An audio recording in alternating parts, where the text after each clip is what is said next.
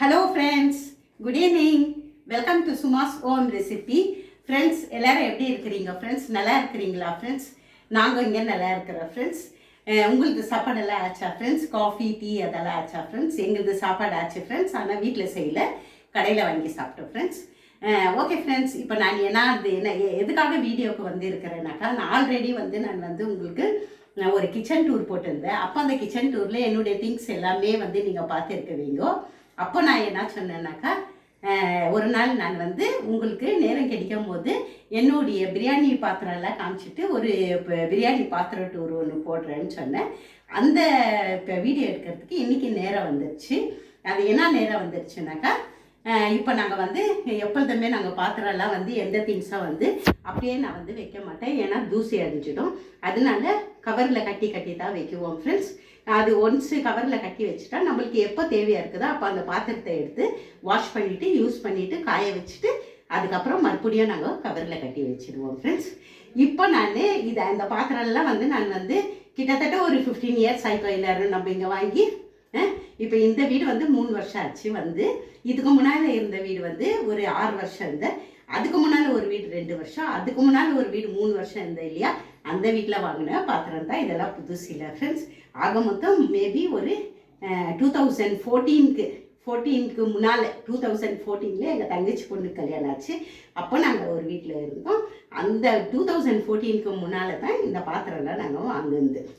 இப்போ நம்ம என்னென்ன பாத்திரம் நான் வச்சுருக்கிறேன்ட்டுன்னு வாங்கோ வீடியோக்குள்ளே போகலாம்.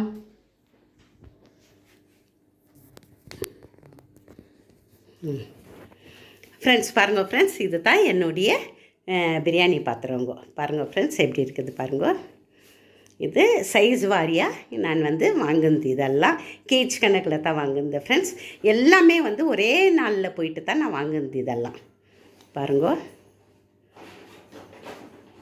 இது தான் என்னுடைய பிரியாணி பாத்திரங்க. எனக்கு எவ்வளோ கேஜிக்கு நான் ரைஸு அண்டு சிக்கன் போடுறேனோ அப்போ அந்த பாத்திரத்தை நான் சூஸ் பண்ணி எடுத்துக்குவேன். அப்புறமா வாஷ் பண்ணிவிட்டு திருப்பி காய வச்சு திருப்பி நான் கவரில் போட்டு நான் வச்சிடுவேன். ஓகே, இப்போது நான் இங்கேருந்து அடுத்த திங்ஸ் எல்லாம் நான் காமிக்கிறேன் பாருங்கள் ஃப்ரெண்ட்ஸ். பாருங்கள் ஃப்ரெண்ட்ஸ், இது ஒரு குட்டி இது பாட் இருக்குது இல்லையா.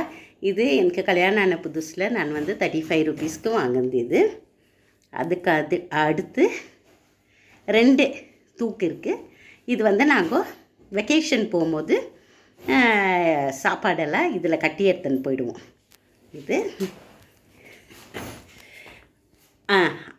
அதுக்கு அடுத்து அதில் 2 கரண்டிங்க இருக்குது. பிரியாணிக்கு கிட்ட போய் காமிக்கிறேன் ஃப்ரெண்ட்ஸ். பாருங்கள் ஃப்ரெண்ட்ஸ், அது கரண்டி இருக்குது.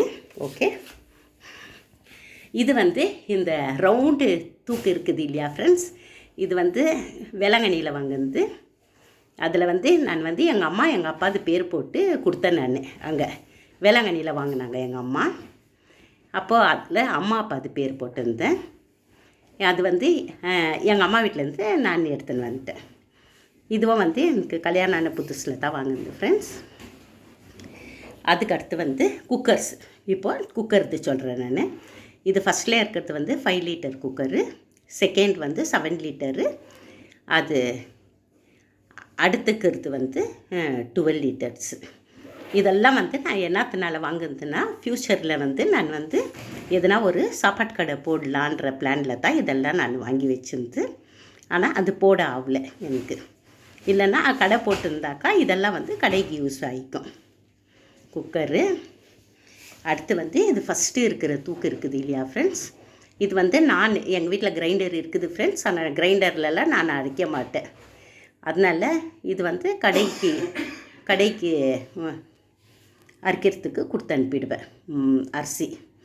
அது அந்த கடைக்கு நான் கொடுத்து அனுப்புவேன். அதில் ஊற வச்சுட்டு அதுக்கு அடுத்து இருக்குது அந்த தூக்கு ஒன் ஆஃப் மை ஃபேவரேட்டு தூக்கு. இது என்னன்னா, அம்மா அவங்க தோசைக்கு போடும்போது கிரைண்டருக்கு எங்கள் அப்பா கிட்டே எப்பொழுதும் கொடுத்து அனுப்புவாங்க.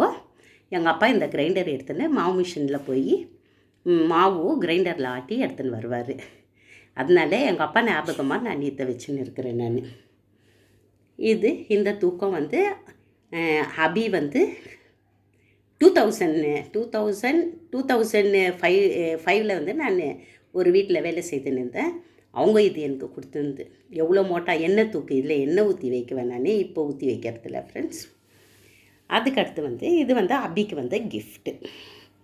ஓகே, இது நெக்ஸ்ட்டு வந்து இந்த ஸ்டவ்வை பற்றி நான் சொல்லணும். இந்த ஸ்டவ் வந்து நான் ஆல்ரெடி வந்து ஒரு ஸ்டவ் வந்து வாங்கி 2.5 years ஆச்சு. அது அனல் வந்து கீழே வருவோம். நான் என்ன பண்ணிவிட்டேன், எடுத்துன்னு போகிறதுக்கு நேரமே இல்லை. அப்போது நான் என்ன பண்ணேன்னாக்கா அப்படியே வச்சுட்டு இருந்தேன். போன மாதம் நான் கடைக்கு எடுத்துன்னு போய் அந்த கடைக்கார்கிட்ட கொடுத்ததுக்கு அவர் பார்த்துட்டு என்ன பண்ணார், வானம்மா அதை கொடுத்துட்டு புதுசே நான் கொடுக்குறேன்னு சொல்லிட்டு இது புதுசாக கொடுத்துட்டார் ஃப்ரெண்ட்ஸ். இது இன்னும் யூஸ் பண்ணல, மேபி இந்த வாரத்தில் யூஸ் பண்ணலாம் மாதிரி தெரியுது எனக்கு. இது யூஸ் பண்ணல, நான் இதை அப்படியே வச்சுன்னு இருக்கிறேன் ஃப்ரெண்ட்ஸ். இவ்வளோ தான் ஃப்ரெண்ட்ஸ் எங்கள் வீட்டு பிரியாணி பாத்திரம்லாம். இவ்வளோ தான் பாருங்க.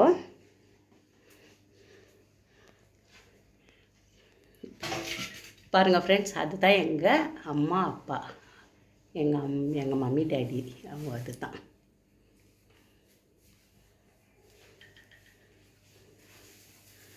ஓகே, இவ்வளோ தான் ஃப்ரெண்ட்ஸ். வாங்க பிடிச்சிக்கோ, கரெக்டாக இப்படி போ, இங்கே போ, இங்கே வச்சுக்கோ. கரெக்டாக வச்சு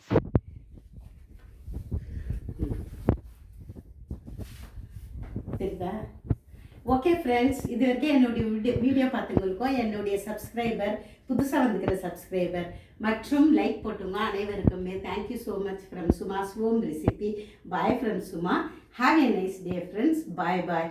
See you on another video friends. Bye. நானே வந்து ஆஃப் பண்ணுறேன்.